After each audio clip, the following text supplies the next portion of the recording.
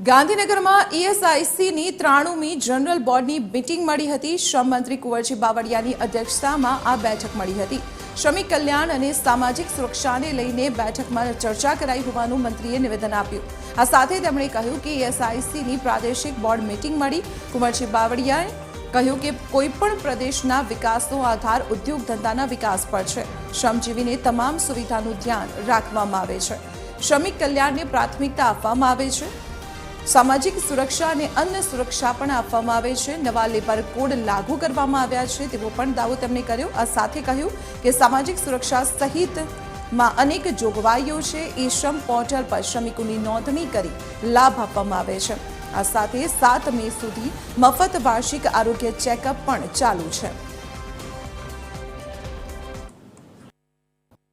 સરકાર સ્વસ્થ શ્રમિક સમૃદ્ધ ભારત ના સંકલ્પને સાકાર કરવા માટે પ્રતિબદ્ધ છે અને શ્રમિકોના સર્વાંગી વિકાસ માટે સતત પ્રયત્નશીલ પણ છે।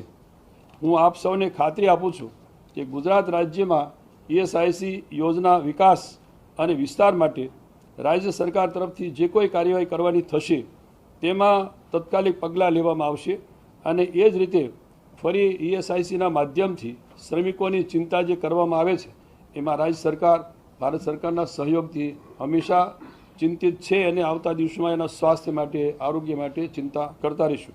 શુભેચ્છા પાઠવું છું। પ્રથમ વખત જ્યારે મળવાનું થયું છે ત્યારે આપણે સૌ સાથે મળીને આગામી દિવસમાં શ્રમિકો માટે જે કંઈ કરવાનું ઘટે એના આરોગ્ય માટે જે કંઈ કરવાનું ઘટે એ સૌ સાથે મળીને રાજ્ય સરકાર અને ભારત સરકારના સહયોગથી કરીશું।